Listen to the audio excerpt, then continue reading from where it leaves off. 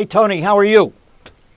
I'm great, Dennis. How are you? I'm a young kid with a dream, baby. Let's rock! You are the smartest man in any room, and believe me, I know that for a fact. I've been in many rooms that you've been in, and Well, I take that as a compliment only when I'm the only person in the room, my friend.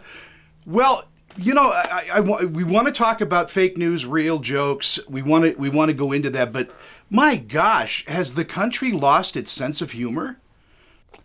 Well, you know, there are days like this when I quite frankly have been on TV all morning doing interviews where it's an amazingly sad place right now, and God rest their souls. What has happened to these people?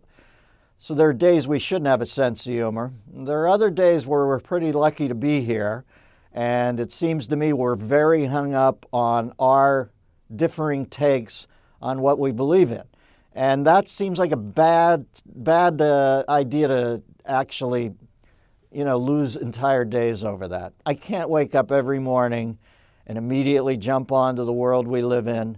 I'm leading a life here. I've met the girl of my dreams. I have 2 sons. I like good food. I like travel. I like old movies, and I like to watch sports.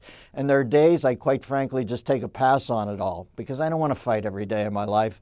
I think we'd all be better off if we changed hump day to ignore each other day and just took a day off and let everybody do their thing and zip it and not try to be valid or important or reasoned or thought out and just be the kind of stupid, doofusy humans that we often are. Well, I kind of look at social media as the mob in the movie Frankenstein. It gets worse and worse.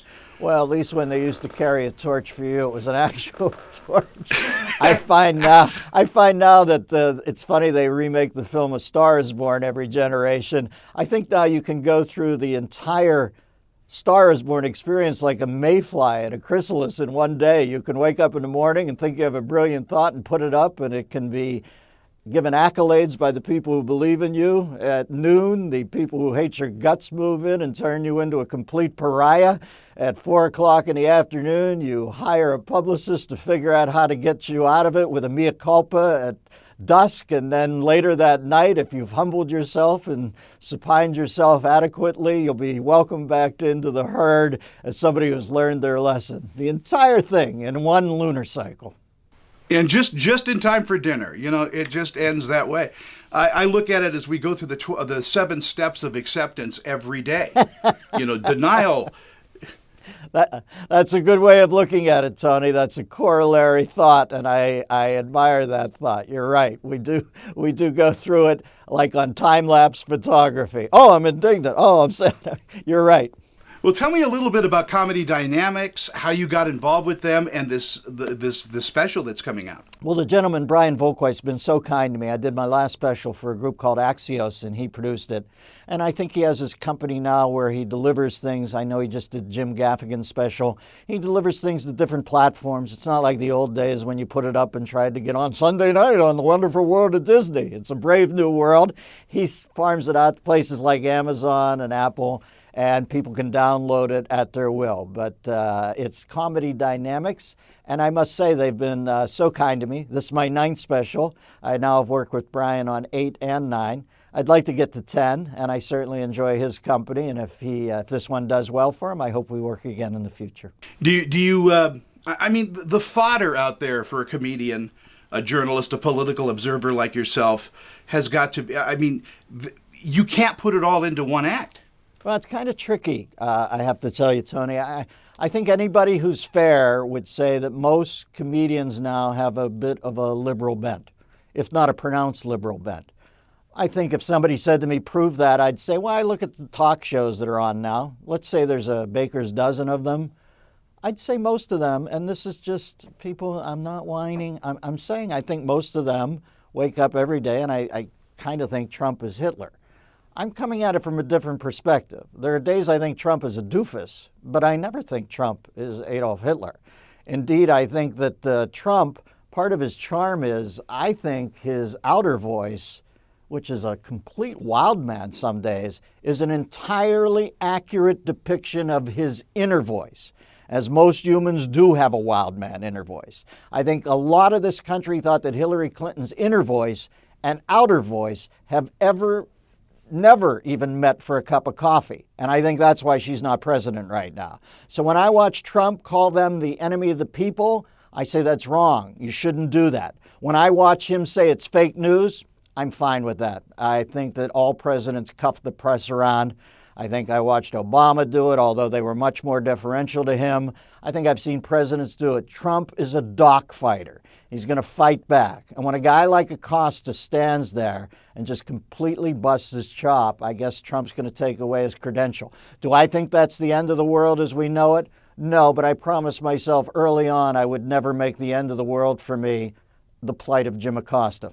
And I think we're all observers and we all have our opinions, but sometimes we need to wait to share those opinions to see how it all boils out. I think there's fake news out there, obviously, but I think somewhere there's a middle of the road, truth teller. We just have to find them again. I think, how's about this? I have a theory on what I would call the new moderate. I think that having tepid opinions that go right down the mean bandwidth is a thing of the past. I do think you can be a moderate now with a dim sum approach to incendiary topics. I am socially liberal. I'm happy when people get married if they have similar genitalia. I like people in love. I'm also don't trust radical Islam as far as I can throw it. I do think you can take things from all over the spectrum, arrange them in the middle, and be what I refer to as a new moderate. But the whole thing about the past where you'd go, I don't know about everything, and people go, he's wise. It's not going to work anymore. It's too bifurcated.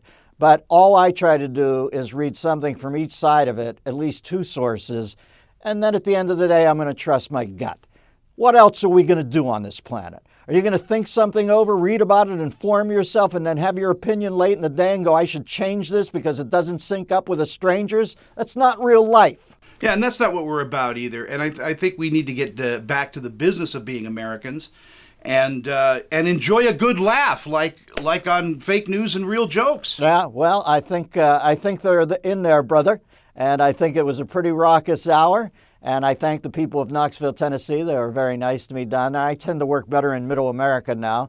Like I said, I don't need to spend time in between chokes having to deal with a chick dressed up as Sister Betril in The Handmaid's Tale or something, telling me why I'm wrong. There's only two of us on this interview that know who Sister Betril is, by the way.